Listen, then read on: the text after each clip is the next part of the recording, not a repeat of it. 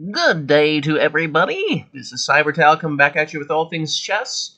We're going to explore some different aspects of how to fight with the hanging pawns. We've covered a lot of the attacking aspects. Really, I want to emphasize that is the main feature of the hanging pawns, is the activity that you gain and the chances for a kingside attack. When you possess a hanging pawn structure, that should be your first idea, to gain some sort of kingside initiative. Another major element, though, is that d-pawn. A lot of times that can turn into a very strong asset for whites, or whichever side has that hanging pawns. So we're going to look at a few games where the side with the hanging pawns turns that d-pawn into an asset through achieving that key d4 to d5 push. This is a game Oscar Panno against Panno-Mecking. Panno was white, c4. This is home territory for me. This is my main repertoire. This is the ready. Nice and boring, nice and positional. The main attraction for me is it avoids a lot of the big theory that's developing. When I was a teenager, I played 1e4, Sicilian Najdorf, Grunfeld, played the King's Indian some. It is just so hard to play those openings up to a certain level because of the amount of theoretical preparation that you need to get into. So if you're like me, you're slightly older now and you have some good experience and you're confident in your ability to outplay people, typically it's better to play an opening like this where you just get a position on the board and then you can let your experience and positional understanding do the rest of the work. So I've quite enjoyed switching this opening. I've done pretty well with it. Just an aside, knight c3, this would be offering a way back to the Queen's Gambit. Of course, Queen's Gambit would be d5. White can try to avoid that with e3 and try to omit d4. If black tries to insist on bishop b4 and tries to avoid a Queen's Gambit, a fun move that I love is g4 here. This is an invention of Mikhail Krasenkov's. Still hasn't been refuted. I think it's just even position. I don't think it's devastating, but I think it leads to such fun positions that you absolutely have to try it as white if you play the English regularly. This g4 move really is a modern phenomenon. When I was born in 1984, so I was coming of age in chess in the 90s. Moves like g4 were really only starting to come to the fore. But they were considered absolutely shocking moves. You just didn't see moves like that. Now, a move like g4 you see in basically every opening.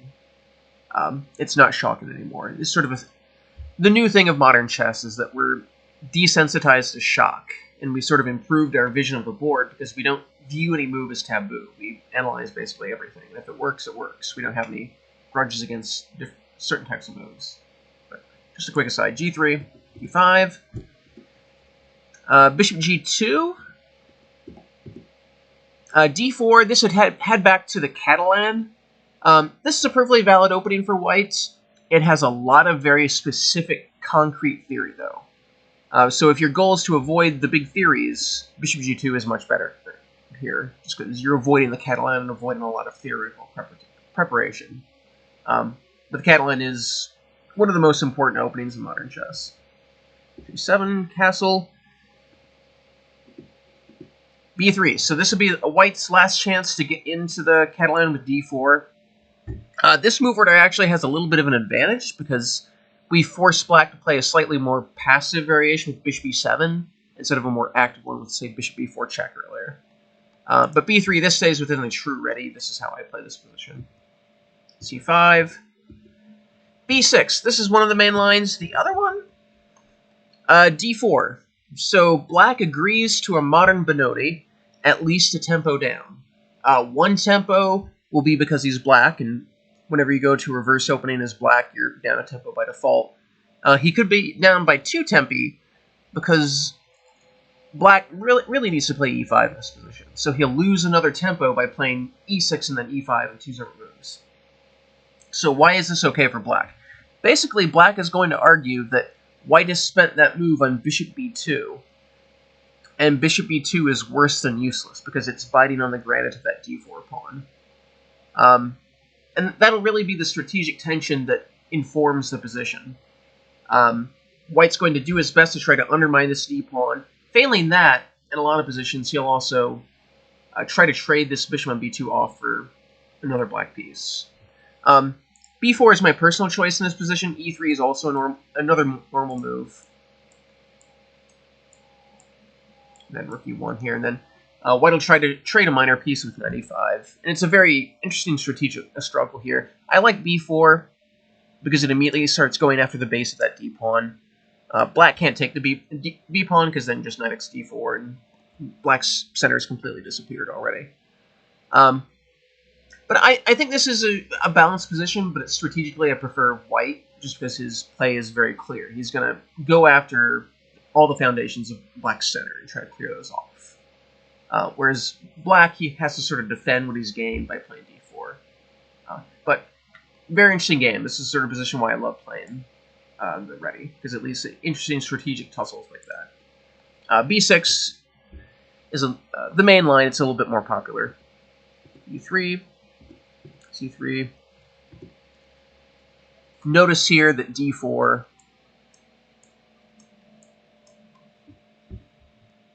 just isn't a great choice because of the knight right there. And then after d3, this pawn on d3 is just completely isolated and it's going to die after something like this. And black can't prevent white from playing queen f3 and rounding up that d-pawn. So black goes ahead and takes on c4, knight c6, queen e2. So this is something of a tabia for the ready. Thousands of games have reached this position. There are actually two main strategic plans here for whites. Both have very passionate advocates. Mihail Marin, in his English trilogy, he recommended this as white's way to go forward against 26. He sneered at the kingside pawn storm strategic plan for this position. He advocated a quick d4 to play centrally. And then another major opening book advocated the kingside pawn storm, which involves moves like knight e1, f4, g4, and so forth. Which is better? I think they're both of equal value. And it sort of depends on your personal taste for the day, who you're playing, what the rating imbalance is, also what you need to achieve with the game. If it's the last round of a tournament and you have victory in the tournament sewn up, you might not want to go for broke. You might want to play for the central strategy. If you're playing your rival in the last round and you absolutely need a win to overtake them, I would definitely consider the kingside pawn storm strategy. But I would say both are of equal value. They're just different. Knight b4. This actually scores pretty well, but it looks a little bit strange. It's basically forcing white to play d4. So why force white to play a move that he was probably going to make anyways?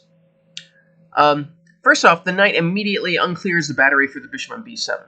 So there are no longer any pin tricks along this diagonal, which the ready often sees quite a bit of. Also, in some cases, the knight could actually just drop back to a6 and leave that bishop on mass. So it enhances the power of the b7 bishop. Also, in some of these lines, black, after white plays d4, is planning a blitz attack on the c4 pawn. Because after d4, white will take. Black can very quickly play something like rook c8 and bishop a6 and target that c-pawn. Again, when you're facing hanging pawns, you want to consider getting pressure on those pawns immediately. So a plan like that would make a lot of strategic sense. The downside, of course, the knight has hopped to b4, so it's sort of a waste of time there. You're investing time to get there, which is fairly profligate. Other moves, rook c8 is the main move, and this would be where white has a clear decision to make. He can play knight e1, and then just get on with the kingside pawn storm, f4, g4, and so forth. He can play a slightly more balanced move with rook a1, sort of keeping both options open, and forcing black to show a bit more of his hands before white determines which of those plans to make use of. But knight b4 was played in the game. d4, cd, ed. Rook c8, this is inaccurate. I don't want to go too far into opening subtleties, but rook e8 is more accurate here. This queen on e2 is a little bit uncomfortable now, so rook e8 is sort of indirect prophylaxis against d5. And in this particular hanging pawn structure, d5 is really white's main threat, because his bishops aren't exactly set up for a kingside attack. The bishop's on g2, it's not on the b1 to h7 diagonal. But on g2, it is perfectly placed to support the d5 break. So black's main goal here, just like at any other isolated pawn or hanging pawn structure, is to lock down on d5. Rook c8 doesn't accomplish that. It tries to get pressure on the pawns, but it doesn't accomplish locking down on d5, which is a big problem for black. So rook fd1, plays it now, but then a3 comes with tempo. Knight e5 is played. This is inaccurate. d5, again, this is the thematic move. When you're in these hanging pawn structures, you want to be looking at d5 first of all on every move to see if that is a viable break. Here it is better for white. c7, and then rook e1. This locks the bishop on e7 in place because the queen would just take on e8. White is definitely better here. White has a fantastic initiative. All of his pieces are better than the black counterparts. He has a nice edge in space, and white can sort of continue to ramp up the pressure. This is a very critical position for black. Knight e5 sort of lets black off the hook a little bit. Queen c7, this is natural. Bishop f8 is the most solid. Again, you're creating that uncomfortable x-ray on the e-file to help lock down on d5. And then that also clears the way for the queen to come to e7, which is a bit more harmonious place to both the queen. It's not as exposed. After something like this, black is perfectly fine. Black is neutralized. White still has a little bit of pressure, but white also has a weakness on c4 to take advantage of. I think black's perfectly fine here. Queen c7, it exposes the queen to this knight b5 hop. And then d5. Again, when you have hanging pawns, this is the break you want to constantly be looking at, whether it's for a kingside attack, or in this particular game, just to try to make the d-pawn a strong passed pawn. But no matter what, in these hanging pawn structures, you want to look for ways to get that d5 break in favorably, and here white's achieving that. X. These are all basic. This is all basically forced. And then knight a7. It looks unnatural, but the knight's pirouetting to this incredibly strong post on c6. So white is definitely at least slightly better here. Bishop d6. This is actually a very serious error. It looks natural because you're blockading this d-pawn, but it makes this bishop on d6 passive. It also prevents black from bringing pressure on the d-file. If black plays a quick rook b to e8, it doesn't have a threat because the bishop's on d6, so it's shielding the white pawn from pressure. Black's best choice would be bishop c5. This actually enforces achieving b5 and prevents a4 by extension. If white plays a4 here, then b5 comes with tempo because the knight on c6 is being hits. So the best move for white would be knight c6. And I think white does have a small advantage here. I think it's symbolic, though, because as compared to the game, black is more solid. He's not in danger of losing material. And the fact that white doesn't have a way to influence the dark squares means it's going to be a very hard position to make progress in. But bishop d6 just allows white to continue to crank the screws. a4, this helps prevent b5. That's black wants to achieve that move to try to get his queenside pawns moving to achieve counterplay. a4 helps lock down on that. Rook a8, this is the rook shuffle we've seen the next couple moves is just a big waste of time. Again, knight c6 was coming anyways, so rook a8 basically just forces white to make a move he was planning. Bishop c5 was better, black's still worse, but then rook a8. This is just to continue to drift. Don't defend positions passively. There are very few positions that you can defend passively, and it's either a correct choice and you're going to hold the game successfully. You want to look for counterplay. b5 should have absolutely been considered, because again, you don't want to defend passively. Even just practically, whether this is a bad move or not, and it's not. I think it's the best move in this position. But even just practically, going for active play is always much more likely to gain fruit. Don't defend passively. Get your counterplay in. Force your opponent to make some tough choices. Just quick line. And white's up a pawn. His pawn structure in the king side is quite shaky now. But I think white is still in the driver's seat. But black actually has a few counter chances from this position. Rook a8 is just passive, and it just allows white to build up at leisure. Rook a1, rook ab1 was a little bit better. Rook b1, staring back in the b-file, now the b5 has been achieved. Bishop a8, again, this is passive. You don't want to defend these positions passively. Passivity is always more likely to result in defeat than active play. Knight e4 was better.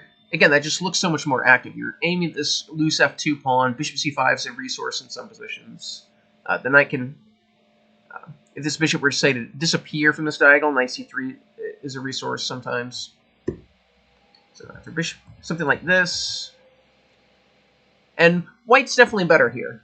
Basically, white is defending that pawn indirectly through tactics. So black can't take because of bishop d7. So because black can't take that pawn, that knight in c6 is just incredibly strong, and that passed d pawn is still incredibly strong. But white still has to convert. You know, material's still even, and white has to find the correct ways to make progress from this position. This isn't a gimme. Whereas after bishop a8, again, this is just a passive move. It's allowing white to do whatever he pleases. And then white just wins a pawn. I won't go into too much depth in this position. I do have some brief comments in the notes, but I will finish the rest of the game just to provide some brief commentary, because this is far away from a discussion of hanging pawns. But I would go over this part of the game in detail on your own, just to see how a position like this is won. The real danger of this for white is the opposite colored bishops, because eventually this bishop is going to have to take the knight on c6. So we're going to end up with some sort of opposite colored bishop ending. It's much less dangerous as a drawing weapon here because each side has 2 rooks. So there's enough firepower on the board to break through any sort of dark square blockade that black might create. But there is still some danger, so it's instructive to see how Panno converts this. f5, this is dangerous. You don't want to be putting your pawns on the same color as the enemy bishop. King g7 just holds serve, that would be better. f4, excellent choice. So this isolates this f-pawn as a permanent weakness, and that bishop on d6 has to stay there eternally. This is also gaining some space on the king side. Again, principle of 2 weaknesses says that 1 weakness isn't enough. White's d-pawn essentially qualifies as a weakness for black, but white wants to gain play on the king side as well to try to stretch black's defenses in too many ways at once. So excellent play from Panno. Bishop back c6. Pretty much forced. I mean, rook d7 was another way. But a position like this, white has an overwhelming edge here. The knight moving from c6 to e6 is actually an improvement. White can always look to win this pawn on f4 while keeping the d-pawn defended. This is still technically lost for black. So black takes the knight, but this doesn't make his position easier. b7, fighting for the 7th rank. You always want to fight for the 7th rank when you have rooks. That is the key rank in all these positions, because it is so powerful. You're more likely to attack lots of enemy pawns, and you're likely to hem in the enemy king on the back rank. d1, open file. Bishop b4, controlling some more squares on the king side. King f3, never let your king be passive in an ending. Just bringing the king up that 1 square, just that little bit of improvement, helps so many variations. Never allow your king to be passive in an endgame. h4, excellent chess. Never leave any of your pieces idle in an endgame. We don't know if this pawn will actually come in useful for anything, but don't rush. That's another main principle in endgames. When you have an advantage like this, where your opponent can't do anything, don't rush. Improve every piece that you can. Gain every little edge that you can before you go for a decisive action. h4, it might not come in useful, but it's gaining more space on the king side and bring this h-pawn to play. Maybe it will come in useful, but there's no reason not to at least improve it and see what happens. h5, holding this h-pawn down is a weakness. Good choice. Rook d8 was a little bit better, just because you're immediately gaining that very strong 8th rank. d8. Now we go for the 8th rank, and we go for that weakness on h6 that we just hammered down with h5. f5, so going for tactics, but Panno had this accurately calculated, so the bishop checks first. Then rook g8. And now it's away from the attack of that. Rook e8, gx f5 is a lot more decisive. Just one quick variation. And white's crashing through, but rook e8 is plenty enough. This is winning as well. f3, just getting no reason to give up that pawn. King f5, again, never allow your king to be passive in endgames. The key to most endgame positions is always which side has a more active king. White doesn't fail by he brings his king in. That's decisive. King e6, just bringing over to help this pass c-pawn. And then Mecking resigned here. White just has a simple threat of rook d7 check, trade off rooks, then queen the c-pawn. That's completely decisive. So excellent game from Panno. Let's go back to the key of the game here. This position here. So black misplayed the opening a little bit.